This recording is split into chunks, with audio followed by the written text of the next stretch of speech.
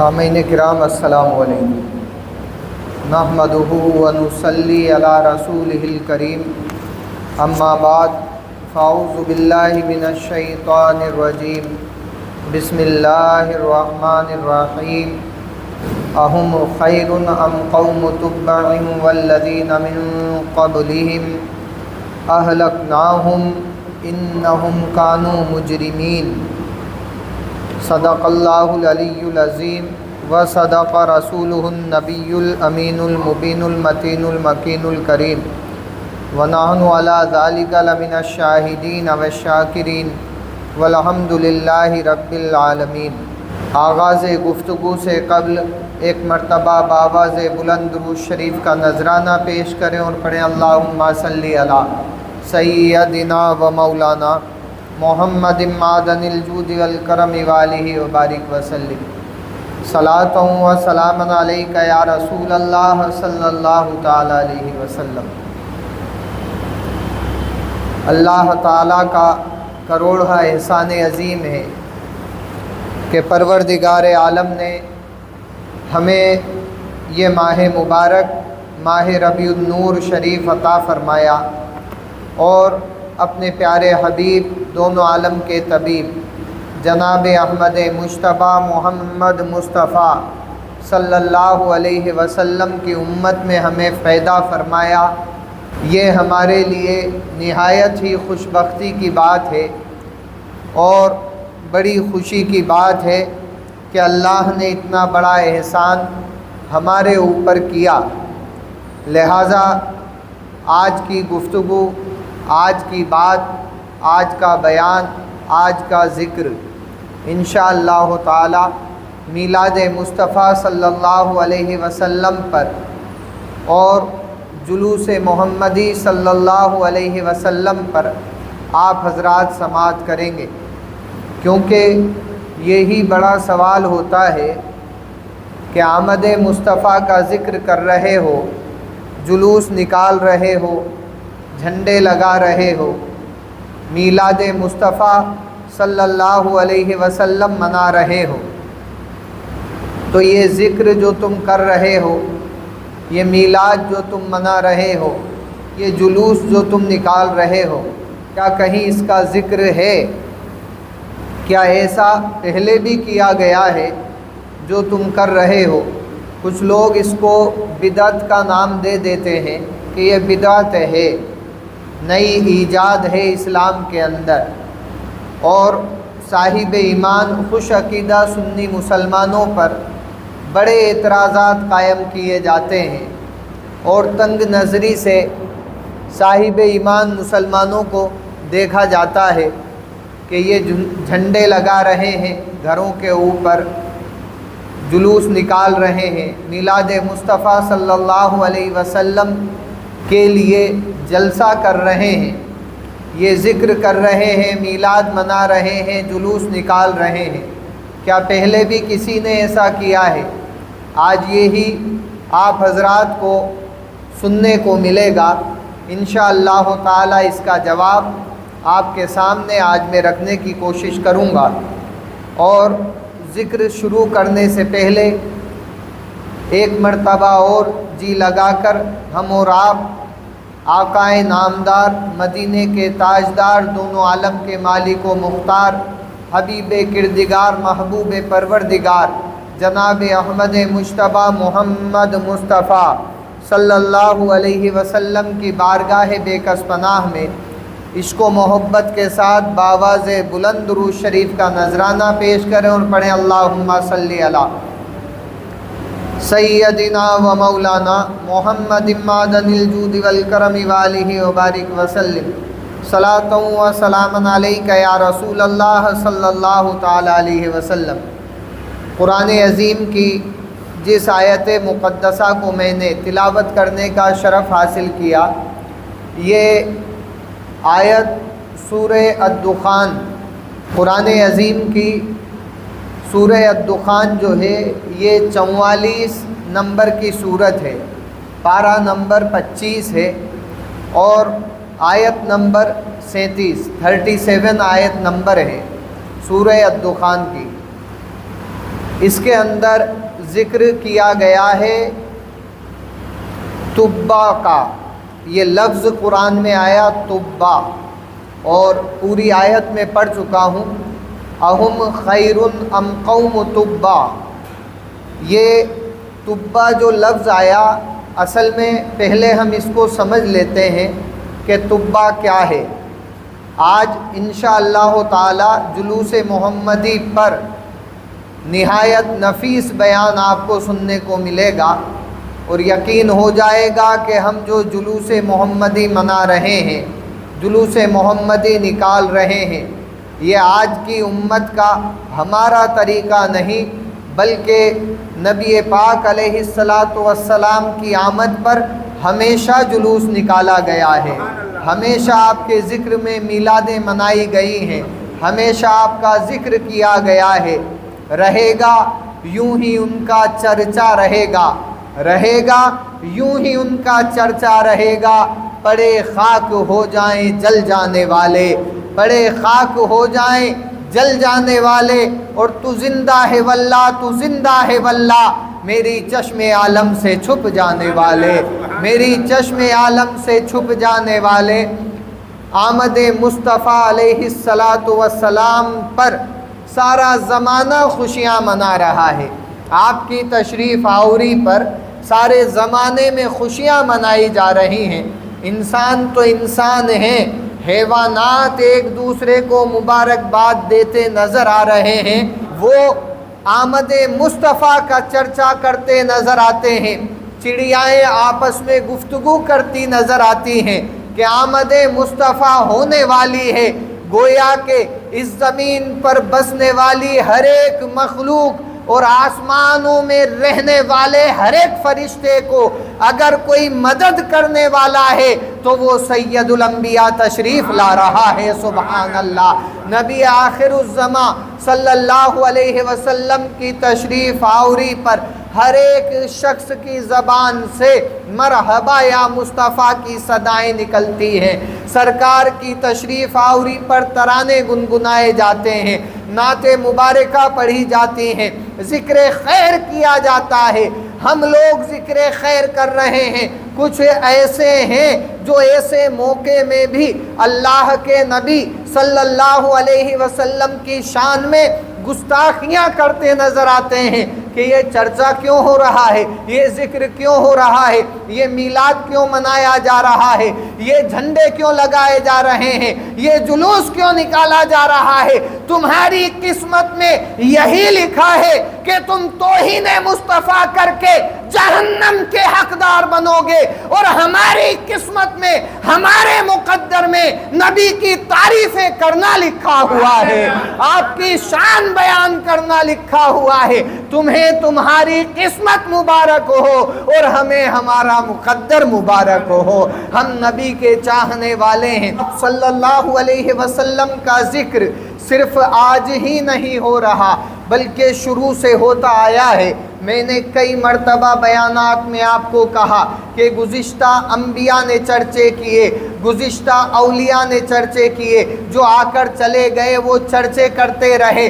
لیکن آج کچھ کمبخت لوگ ایسے ہیں اور بد نصیب لوگ ایسے ہیں. ایسے لوگوں کو ضرور بد نصیب کہا جا سکتا ہے کہ جو اپنے گھر میں اپنی اولاد، اپنے والدین، اپنی اہلیہ، اپنا خود کا برتھ ڈے منانے میں شرم محسوس نہیں کرتے، لیکن آمد مصطفیٰ سرکار صلی اللہ علیہ وسلم کی آمد پر ذکر کرنے میں شرم محسوس کرتے ہیں.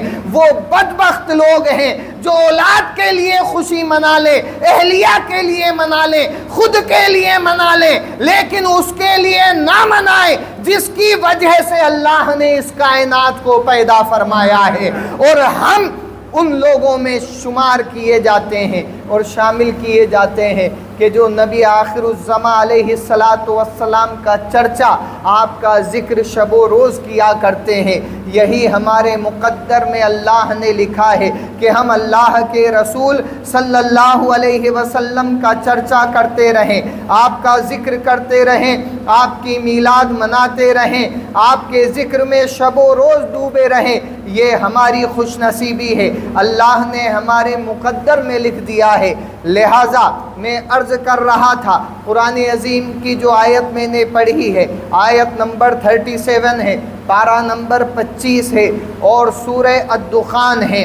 اللہ فرماتا ہے، یہ آیت کا پہلا حصہ ہے، اہم خیر ام قوم تبع، یہ پہلا حصہ آیت کا ہے۔ لفظاً لفظاً ترجمہ، حرفاً حرفاً ترجمہ آپ سماعت کر لیں۔ جو سب سے پہلے الف پر زبر آیا، اہم میں حمزہ پر زبر، یہ جو حمزہ پر زبر ہے، الف پر زبر ہے، اس کو حمزہ استفہامیہ کہا جاتا ہے، یعنی کہ سوالیہ حمزہ کہا جاتا ہے۔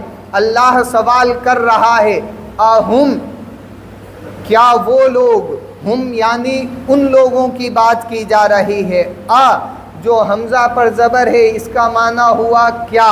اب اللہ سوال کر رہا ہے۔ یہاں ایک چھوٹی سی بات آپ سماعت کر لیں کہ کئی لوگ ہمارے نبی پاک علیہ الصلاۃ والسلام کے علم غیب پر اعتراض کرتے ہیں۔ اگر نبی پاک علیہ الصلاۃ والسلام نے کسی صحابی سے کوئی سوال کر دیا کہ فلاں معاملہ کیسا ہے، فلاں جگہ کیا ہو رہا ہے، فلاں بات کیا ہے، سوال کر دیا، فوراً کچھ جماعتیں ایسی ہیں، بدبخت لوگ ایسے ہیں، کہہ دیتے ہیں دیکھو نبی کو پتہ ہی نہیں تھا، تبھی تو پوچھا ہے۔ ارے اہلو نادانو، سوال کرنے کا معنی یہ نہیں ہوتا کہ پتہ نہیں ہے۔ سوال تو اللہ نے قرآن میں اپنے بندوں سے بھی کیا ہے، اپنے بندوں سے بھی کیا ہے۔ اہم، کیا وہ لوگ، خیرن، اہم خیرن، وہ لوگ بہتر ہیں، اچھے ہیں، ام قوم تبع، تو قوم تبع سے، تبع کے لوگوں سے بہتر ہیں۔ اللہ تعالیٰ سوال کر رہا ہے، کیا وہ لوگ تبع کی قوم سے، تبع کے لوگوں سے بہتر ہیں؟ تو کیا اللہ نہیں جانتا؟ بے شک پروردگار عالم عالم الغیب ہے، وہ اندھیرے میں بھی وہی دیکھتا ہے جو اجالے میں نظر آیا کرتا ہے، وہ زمین میں بھی وہی دیکھتا ہے جو ہماری آنکھوں کے سامنے ہوتا ہے، اسے سب معلوم ہے۔ لیکن سوال کرنے کا معنی یہ نہیں کہ اسے معلوم نہیں، بلکہ وہ جتلانا چاہتا ہے اور بتانا چاہتا ہے کہ تم جان کر بھی انجان ہو رہے ہو کہ اللہ تعالیٰ نے تبع کو ان لوگوں سے بہتر بنایا۔ اب بہتری کسی بھی چیز میں ہو سکتی ہے، کسی بھی چیز میں بہتری ہو سکتی ہے، شکل و صورت میں، قد و قامت میں، علم میں، عمل میں، وضاحت میں، اختیار میں، کسی بھی چیز میں بہتری ہو سکتی ہے۔ رب نے فرمایا، کیا وہ لوگ بہتر ہیں تبع کے لوگوں سے، تبع کی قوم سے؟ اب یہ تبع کیا ہے؟ تو دیکھیے، مصر میں جو بادشاہ ہوتا تھا اس کو فرعون کہا جاتا تھا۔ کیا کہتے تھے؟ فرعون۔ جو فارس کا بادشاہ ہوتا تھا اس کو کسریٰ کہا جاتا تھا، کسریٰ۔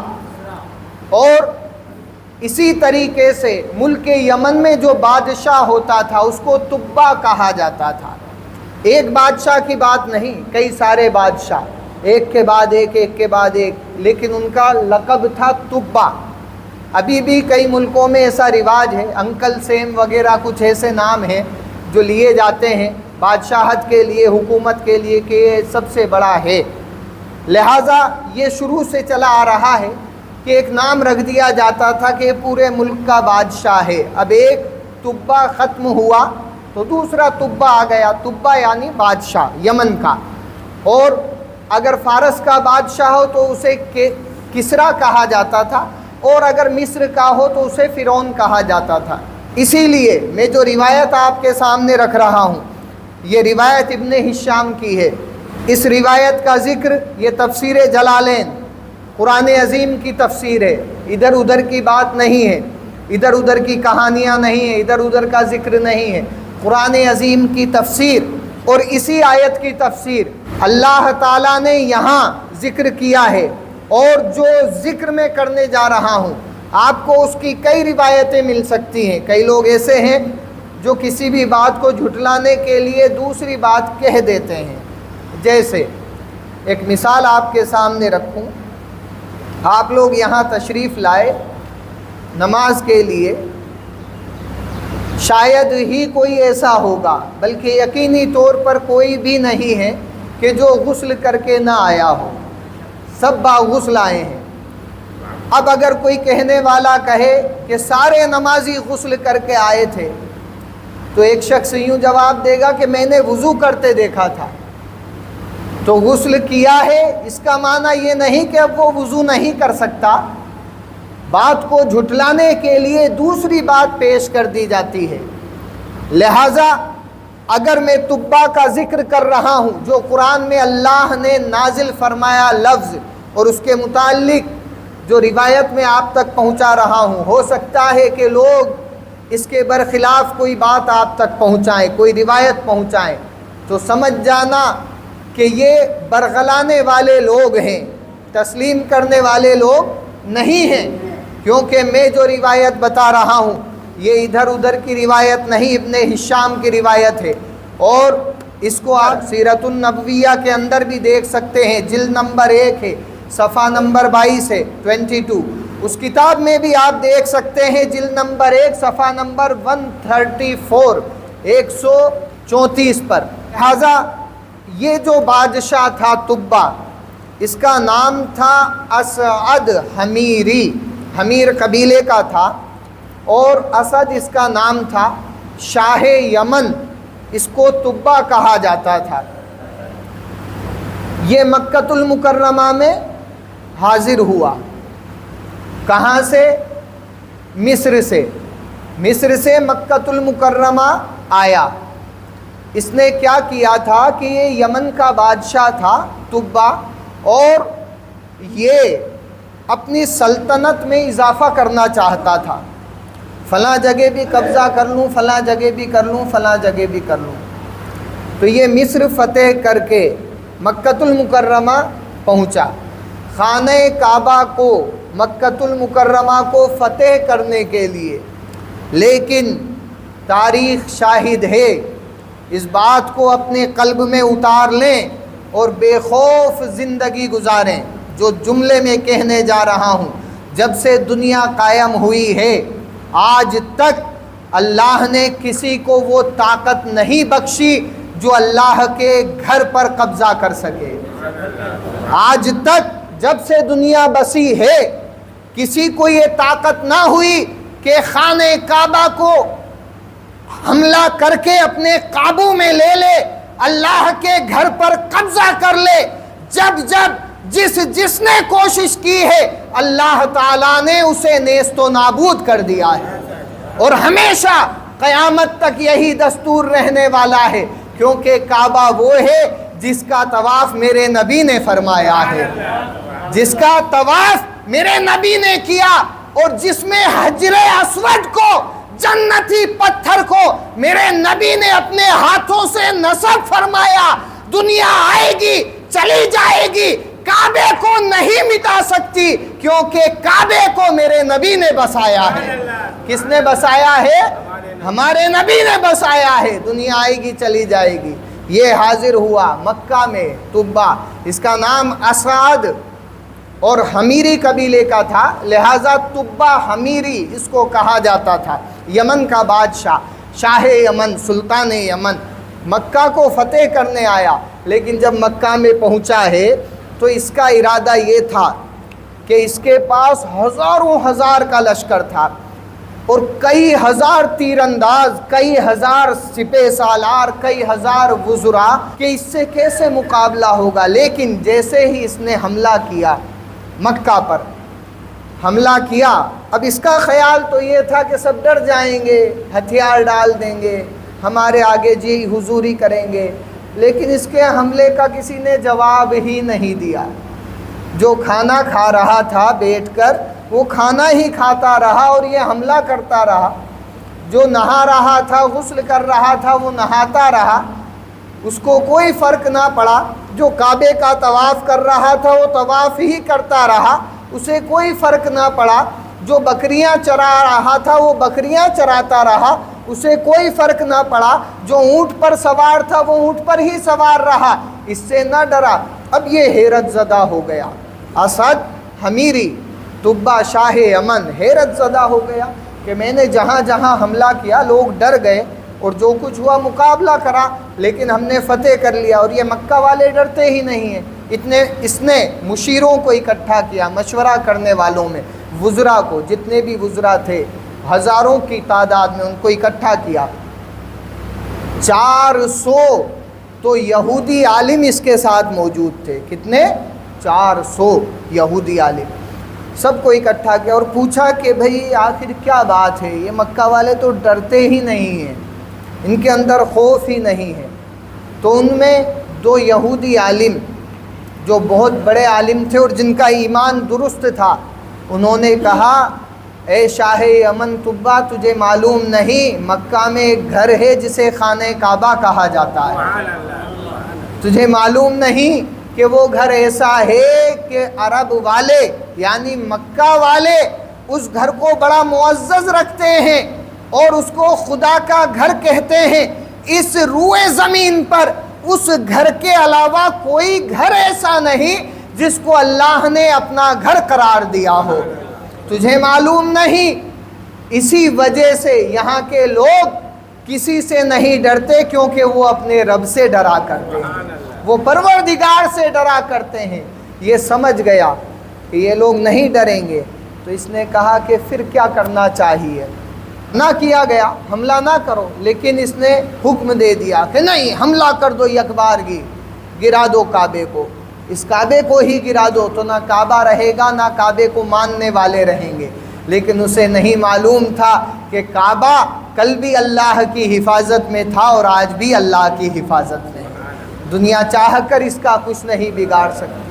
حملہ کرنے کا حکم دیا، ابھی حکم دیا تھا، فوج تیاری کر رہی تھی، تیر انداز تیر کھینچ رہے تھے کمان میں، اور شمشیر والے میان سے شمشیریں تلواریں نکال کر لہرا رہے تھے، جنگ کی تیاری میں، کعبے کو گرانے کے لیے پوری تیاری میں تھے، حملہ کرنے کو تھے۔ اس نے حکم دیا، اتنی ہی دیر میں، چند ہی لمحات میں اس کے جسم کے اوپر اللہ کی جانب سے نحوست نازل ہو گئی، گر پڑا زمین پر اچانک سے۔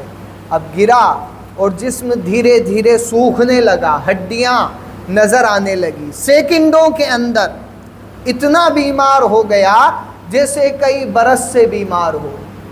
اب حکیموں کو بلایا گیا، طبیبوں کو بلایا گیا، بڑے بڑے طبیب آئے، آ کر علاج کرنے لگے، لیکن بھلا وہ کیسے اچھا ہو سکتا ہو جس کو اللہ کی طرف سے قضا آئی ہو؟ ہرگز نہیں ہو سکتا۔ لاکھ کوششیں کری پیچھا چھڑانے کی، لیکن بیماری نے پیچھا نہ چھوڑا۔ آخر میں واقعہ تو بڑا طویل ہے، جب آپ تفسیر قرآن پڑھیں گے، اور تفسیر جلالین کے اندر بالخصوص اس کا نہایت نفیس ذکر کیا گیا ہے۔ جب زیادہ بیمار ہوا تو ایک طبیب آیا اور آ کے اس نے کان میں اس سے کچھ گفتگو کی بات۔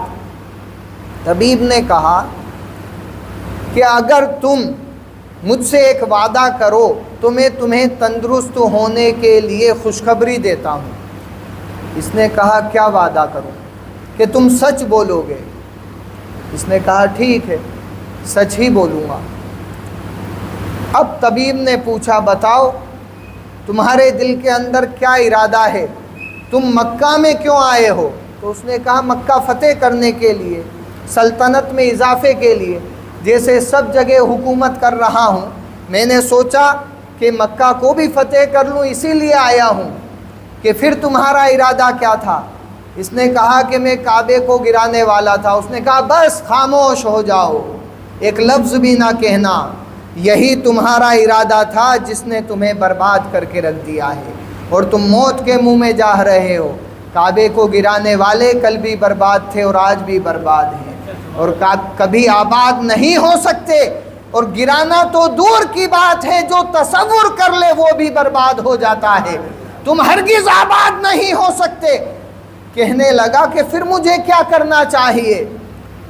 بستر مرگ پر ہے، موت کے قریب ہے، مرنے والا ہے، حلق سوکھ چکا ہے، کانٹے پڑ چکے ہیں، ہڈیاں نظر آئی ہیں، گوشت ختم ہو گیا، چند ہی دنوں کے اندر بالکل ختم ہو گیا۔ اس نے کہا کہ آج بھی موقع ہے، اللہ کے حضور توبہ کر لو تو تمہیں صحت عطا کر دی جائے۔ نسخہ کیمیا بتا دیا اس نے۔ اب اس نے دل میں توبہ کی، پروردگار میں گنہگار بندہ، خطا ہو گئی، مجھے معلوم نہ تھا کہ تیرا پاک گھر مکۃ المکرمہ میں خانہ کعبہ ہے، میں تو اپنی سلطنت کو اضافے کی نیت سے آیا تھا، لیکن اب معلوم ہو گیا ہے کہ زمین و آسمان میں تیری ہی سلطنت چلا کرتی ہے، تیری ہی حکومت چلا کرتی ہے، میں حاضر بدنیتی سے ہویا تھا لیکن اب توبہ کرتا ہوں۔ جیسے ہی توبہ کے الفاظ زبان پر آئے، جسم توانا ہونے لگا، سبحان اللہ، ہڈیوں پر گوشت چڑھنے لگا، سبحان اللہ، اور ایسا ہو گیا جیسا پہلے تھا۔ اب اس نے خانہ کعبہ کے اوپر، آپ کتاب پڑھیں، ذکر پڑھیں، اور خانہ کعبہ کے اوپر دنیا کے اندر ایسا موقع کبھی نہ آیا تھا جو اس نے عمل کیا۔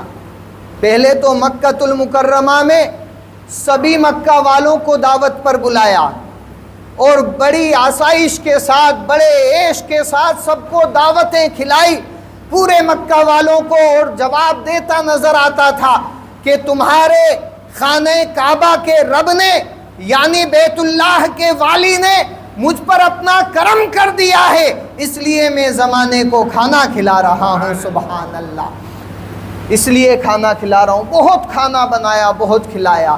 اور پھر آپ تاریخ پڑھ کر دیکھیں، لوگ کعبے کا طواف کرتے ہیں، چکر لگاتے ہیں، بوسہ دیتے ہیں، اور غلاف کعبہ پکڑ کر جھومتے ہیں، دعائیں کرتے ہیں۔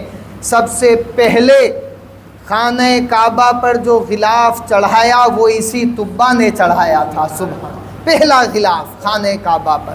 اور یہ حدیث میں بھی آیا، میرے نبی پاک علیہ السلام نے فرمایا کہ طبہ کو برا مت کہو، پہلا غلاف، پہلا کسوہ خانہ کعبہ پر اگر کسی نے چڑھایا ہے تو طبہ نے چڑھایا ہے۔ اسد حمیری اس کا نام تھا۔ اب اس کے بعد اس نے وہاں یہ سب کیا اور مدینہ شریف کی طرف رخ کیا، اور وہاں بھی نیت یہی تھی کہ میں مدینہ کو فتح کر لوں، لیکن یہ آج کی بات نہیں، نبی پاک علیہ السلام کے تشریف لانے سے 1040 برس پرانا واقعہ ہے، کہیے سبحان اللہ۔ ابھی آمد مصطفیٰ نہیں ہوئی ہے، بلکہ ابھی تو عیسیٰ روح اللہ بھی دنیا میں نہیں آئے ہیں۔ اس سے بھی پہلے، یعنی نبی پاک علیہ السلام کے تشریف لانے سے 1040 برس پہلے کا واقعہ ہے۔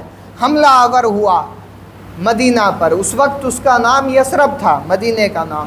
اب وہاں بھی جب اس نے حملہ کیا تو بے حساب فوج، بے حساب فوجی، بے حساب سپہ سالار، بے حساب تیر انداز، بے حساب نیزے والے، بے حساب شمشیر والے، گھڑ سوار، ہاتھی والے، گھوڑے والے، بے حساب لوگوں کو لے کر حملہ کیا۔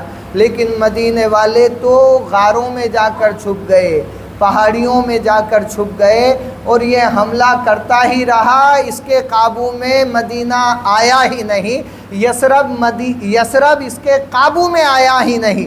پھر اس نے وزراء کو اکٹھا کیا، اور اکٹھا کر کے پھر مشورہ کیا، کیا بات ہے کہ مدینہ، یہ یثرب تو قابو میں آتا ہی نہیں، میں فلاح ہوتا ہی نہیں۔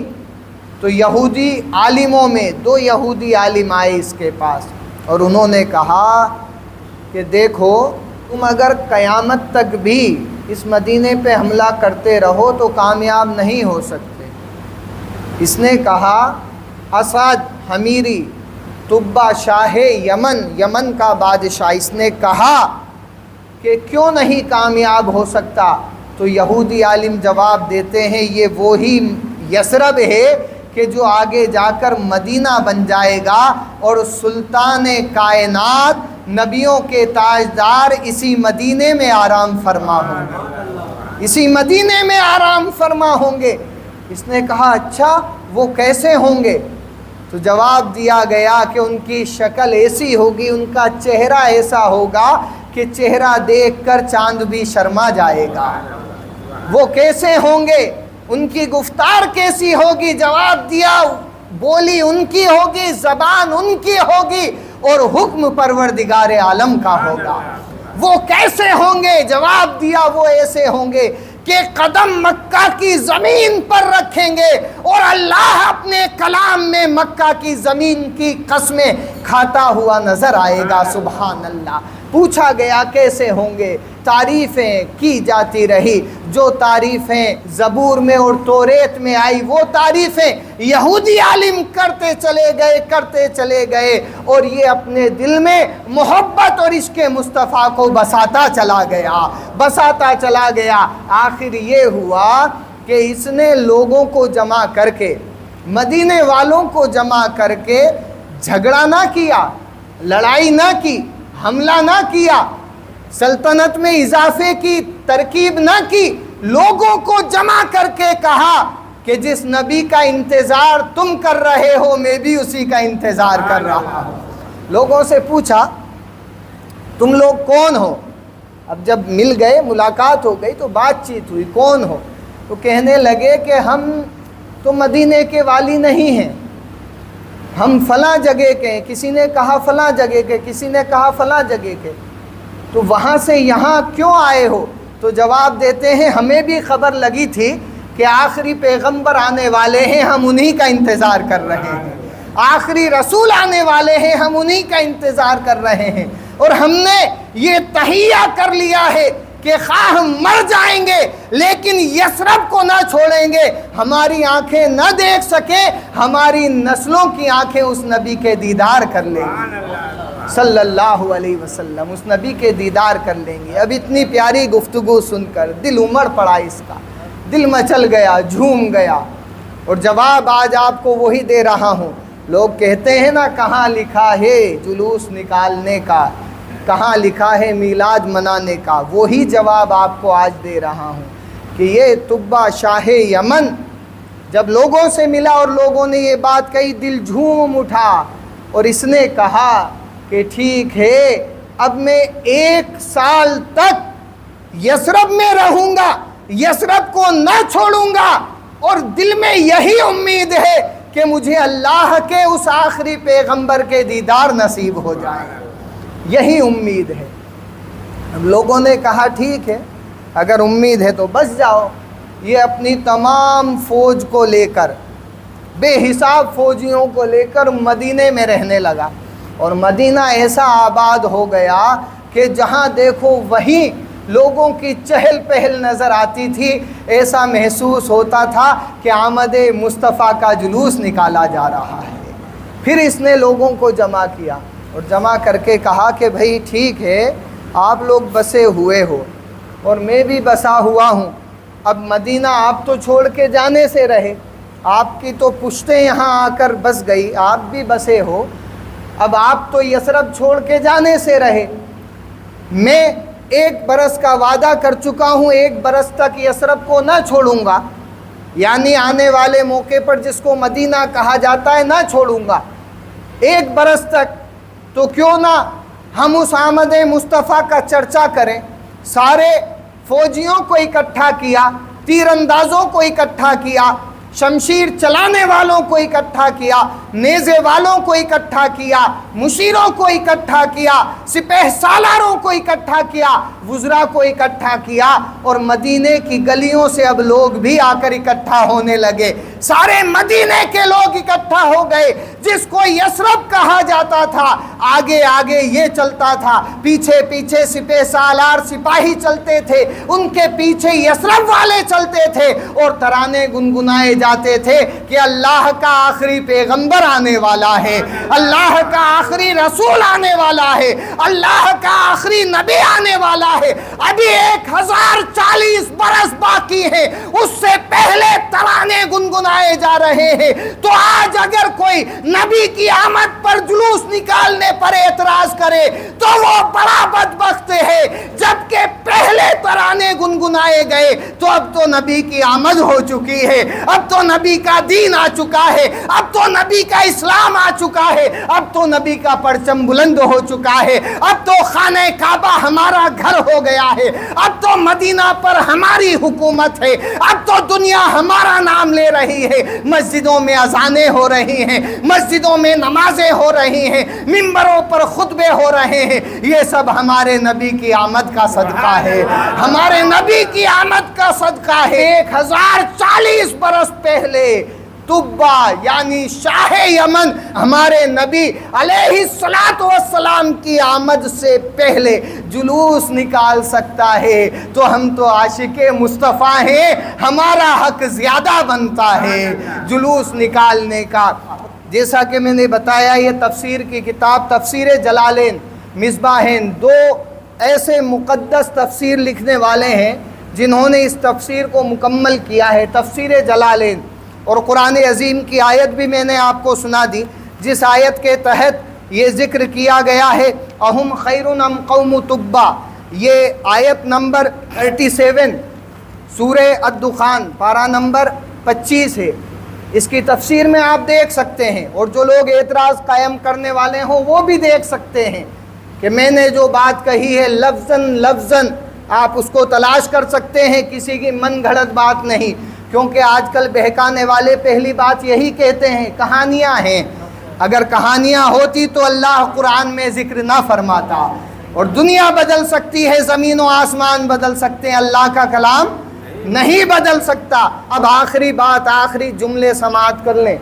ये तो सबूत हुआ हमारे जुलूस मोहम्मदी निकालने का। गुज़िश्ता ईद मीलादुन नबी पर मैंने ईद मीलादुन नबी का सबूत दिया था, जो हम मनाते हैं और लोग एतराज़ करते हैं कि ईद कैसे हो गई। आज सबूत दे रहा हूँ जुलूस का।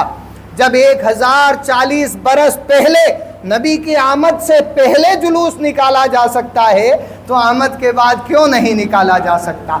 ज़रूर निकाला जा सकता है। लिहाजा आज जो मैं ज़िक्र कर रहा हूँ, आखिरी जुमले इस बयान के सुन लें कि नबी पाक अलैहिस्सलातु वस्सलाम की आमद के इंतज़ार में असद हमीरी तुब्बा जो था शाह यमन, जब इसने 1 बरस पूरा कर लिया, अब ये मक्का से मदीना आ गया था और मदीना छोड़कर जाने लगा। यसरब उस वक्त कहा जाता था। अब ये मदीना छोड़कर जाने लगा, यसरब छोड़कर जाने लगा, यसरब से जाने लगा। क्यों? क्योंकि रसूल अकरम सल्लल्लाहु अलैहि वसल्लम की विलादत को तो अभी 1040 बरस बाकी थे। अभी कहाँ आपकी विलादत बासआदत हो रही थी। जाने लगा। इसने एक ख़त लिखा, ख़त, और जो 400 उलमा यहूदी उलमा इसके साथ थे, उनमें से एक आलिम को, और किताब में ज़िक्र आया शख्स को, लेकिन ज़्यादातर इम्कान यही है कि वो यहूदी आलिम था, उसको दिया। ख़त में इसने लिखा, ए अल्लाह के आखिरी पैगंबर, अगर मैंने अपनी ज़िंदगी में आपको देख लिया तो मैं आप पर ईमान लाता हूँ। अगर देख लिया आगे तो मैं आप पर आज ही ईमान लाता हूँ और मैं आपकी तालीमात को तस्लीम करता हूँ, आपका जो मज़हब हो उसे इख्तियार करता हूँ। और आखिर में लिखा कि मेरे इस ईमान पर मैं यकीन रखता हूँ कि रोज़े हश्र आप मेरी शफाअत फरमाएंगे, आप शफाअत फरमाएंगे। नाअहल लोग उम्मत रसूल होकर शफाअत का इनकार करते हैं और उसने पहले ही नबी से शफाअत मांग ली। 1040 बरस पहले और मदीने में रहा। मदीने के खित्ते खुदा तुझको रखे, गरीबों फ़कीरों के ठहराने वाले, तू जिंदा है वल्लाह, तू जिंदा है वल्लाह, मेरी चश्मे आलम से छुप जाने वाले। ख़त लिखा, आलिम को दे दिया, यहूदी आलिम को, और कहा तुम्हारे बाद जो आए उसको देना, अगर दीदार ना हो, नबी आखिरुज़्ज़मा तशरीफ़ ना लाएं, फिर जो आए उसको देना। ये वसीयत करके चला गया। नबी पाक अलैहिस्सलातु वस्सलाम ने मक्का से हिजरत फरमाई मदीना के लिए। جب آپ تشریف لے آئے مکہ سے مدینہ کو ہجرت فرمائی، اور مدینہ جب پہنچے ہیں تو حضرت ابو ایوب انصاری صحابی رسول، ان کے دروازے پر آپ کی اونٹنی وہیں بیٹھ گئی تھی، حضرت ابو ایوب انصاری کے دروازے پر آپ تشریف لے گئے اور اسی گھر میں قیام کیا۔ جب کچھ وقت گزرا، حضرت ابو ایوب انصاری نے، صحابی رسول نے، ایک رکہ پیش کیا، یا رسول اللہ ایک کاغذ آپ کے لیے ہے، ایک رکہ آپ کے لیے ہے۔ رسول اکرم صلی اللہ علیہ وسلم نے حضرت علی کو بلایا اور فرمایا اے علی پڑھو تو کیا لکھ رہا ہے۔ حضرت علی پڑھتے ہیں اور کہتے ہیں یا رسول اللہ صلی اللہ علیہ وسلم، یہ تو آپ کی آمد کی تعریفیں لکھ رہی ہیں جو 1040 برس پہلے شاہ یمن نے، اسد حمیری نے اپنے ہاتھوں سے لکھا ہے۔ آپ کے نام یہ خط 1040 برس پہلے لکھا گیا ہے، اور اس نے درخواست کی ہے کہ میں آپ پر ایمان لے آیا۔ رسول اللہ صلی اللہ علیہ وسلم نے فرمایا اے اسد میں نے ایمان قبول کر لیا ہے۔ حضرت علی پڑھتے ہیں یا رسول اللہ شفاعت کی درکار لکھی ہے، فرماتے ہیں میرے نبی گواہ ہو جاؤ میں حشر میں اسد حمیری کی شفاعت کروں گا، میں اسد حمیری کی شفاعت کروں گا۔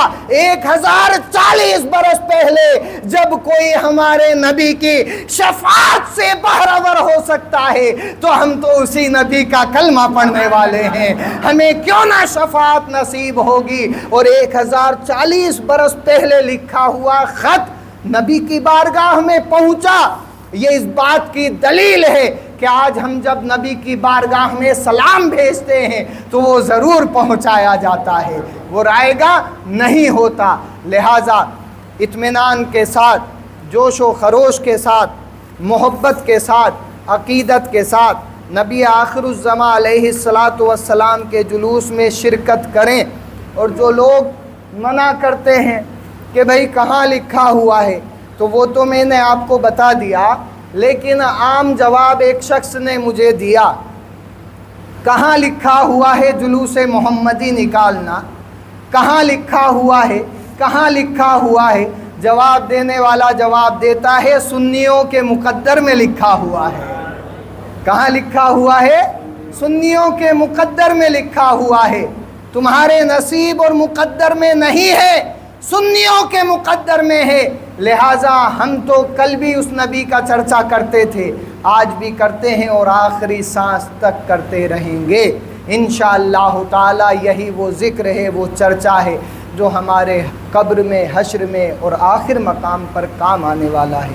لہٰذا جلوس محمدی صلی اللہ علیہ وسلم کے اندر اطمینان سکون سے حاضر ہوں، اور اسی کے ساتھ ساتھ اچھا لباس پہنیں، اچھے کپڑے پہنیں، کسی طرح کا ہا ہلڑ نہ کریں۔ ہم اس پیغمبر کے جلوس میں شامل ہونے جا رہے ہیں، اس پیغمبر کے جلوس میں شامل ہونے والے ہیں کہ جن کی شان میں فرشتے دست بستہ کھڑے رہا کرتے تھے اور ایک جنبش بھی نہ کیا کرتے تھے۔ لہٰذا اطمینان و سکون سے جلوس نکالیں، محبت سے نکالیں۔ اور جو لوگ اعتراض کرتے ہیں کہاں لکھا ہوا ہے، آج میں نے مکمل آپ کو بتا دیا قرآن عظیم سے۔ حالانکہ طبا کا ذکر قرآن میں آیا، وہاں جلوس کا نہیں ہے، لیکن اسی طبا کی روایتیں جو قرآن کی تفسیر میں لکھی ہوئی ہیں وہ میں نے آپ کے سامنے رکھی ہیں۔ اللہ تعالیٰ اس ناچیز کو ہمیشہ حق کہنے کی، آپ کو ہمیشہ حق سننے کی توفیق عطا فرمائے۔ خصوص جلوس محمدی صلی اللہ علیہ وسلم کے اندر شرکت کریں۔ وما علینا الا البلاغ المبین۔